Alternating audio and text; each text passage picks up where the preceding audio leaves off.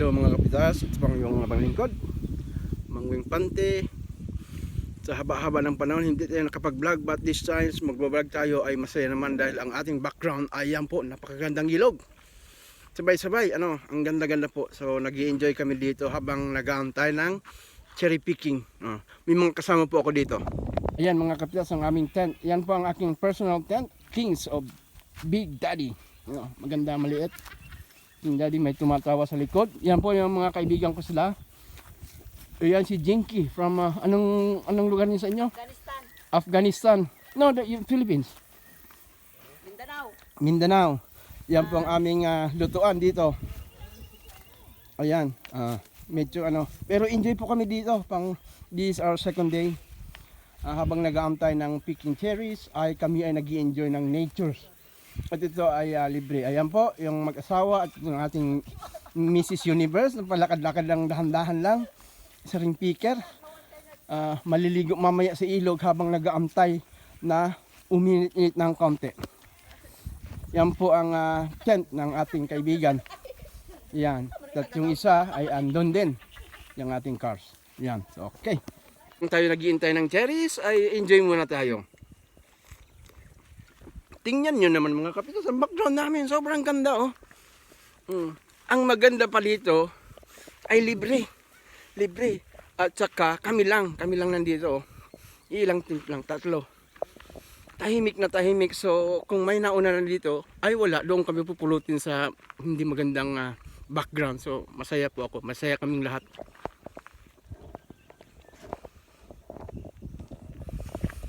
Kaya yan nga ang aming habang nag-aantay, i-enjoy ng aming time. Mag-asawa habang nag-i-enjoy, medyo yung isa nakasimangot, nakangiti, hindi ko maintindihan kung nag-i-enjoy o nag-i-disenjoy. Risa, my good old friend. Hi, say hi to Filipino, kumusta?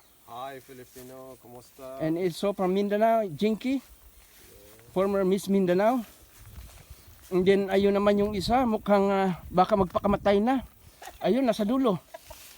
Kaya minamatyaga namin mabuti at kami natatakot.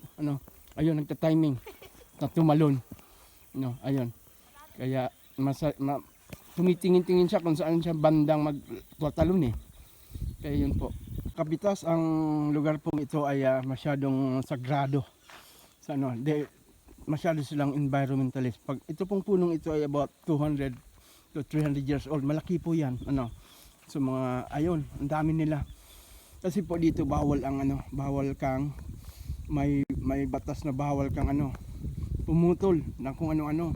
Kaya tumatagal kahit pa yan patay o buhay, hindi mo pwedeng tanggalin. Otherwise magpa-fine tayo ng napakalaking halaga, $5,000. Magkano na yan? Malaki na yon. Baka makulong pa tayo.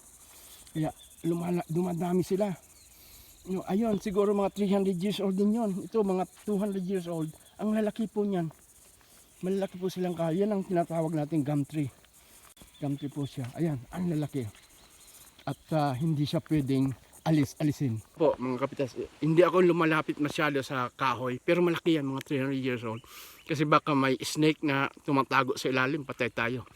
Ang mga aso pa naman dito ay protected din, hindi pwedeng patayin. Pabayaan mo lang silang umalis. Ayan Yan, kaya nag-i-enjoy kami ng aming day off habang walang ginagawa. Ayan, kami lang dito. Ang background namin ay lahat gum tree. Ang karamihan na malalaki 200 to 300 years old. Ang bansang Australia ay napakabata pa nang makuha sila ng 250 years old pa. Simula ng British rule, ginawa itong kanlungan ng mga prisoners. But now okay naman. Maganda naman ang okay na sila. All good naman. Ayan po. Background ko ang gaganda. Ang lalaking kahoy. Talagang mawiwili ka. They are hundreds, 200, 300 years old. Ang daming taon na yan. So, dito mag-isa. Ito ay parang national park na itong lugar na ito ay nasa Cobram, Victoria, malapit sa Mare River. And then ang borderline niya ay New South Wales Estate. Ayun, so ang background natin ay napakatatanda ng kahoy. Ayun, ayun, lalaki niyan. No, siguro kung yayakapin ko yan, mga 10 katulad ko, kayang yakapin yung kahoy na yan. Malalaki talaga silang masyado ng maedad. Yung ilog na po yan ay yan borderline yan ng New South Wales and Victoria. Ang Victoria ay isang state, ang New South Wales ay isang state din. Kung saan sa New South Wales ay nandyan ang Sydney City. Yan po. Ang boundary nila ay itong ilog, Murray River. Mahaba po yan, kung ilang daang kilometro ang kanyang binabaybay. So doon ibang state, ito ay iba. Kung gusto mong pumunta sa ibang state, lumangoy ka lang dyan o may kung anong gawin mo, makatawid ka, nasa ibang states ka na. Yan. Diyan kami. Tahimik na tahimik. Kagabi po ay nakakarinig kami ng mga wild boar or wild pig. Mga baboy ramo, ang dami dito pag gabi pala, So nature na nature. Pag umaga naman ang ingay ng ibon. May ibon, tapos mayroon ding mga kung ano-anong mga kuliglig, may fox, everything. Wild talaga siya, So, ang ginagawa namin, we just surrounded ourselves para lagyan sa kanya para ang mga hayop. Ma-discourage na pumunta sa aming mga tent. Ayun, tahimik na tahimik po. Ang aming lugar dito. Ayun, yun ang aming mga tent, aming mga sasakyan. So, it's a wildlife. Kaya yan mga kapdas, hanggang sa muli, sana ay panoorin nyo ito at ang sabayan ng aking susunod na gagawin. Dahil so long time ago hindi po ako nag-vlog kasi nga I don't want to encourage na masarap ang picking. Sometimes it's rough, so yun nga, para makita nyo naman ang bad and good side ng isang picker o isang maninitas dito sa Australia. Mga kaptas, signing up, Mang Infante. Maraming salamat po.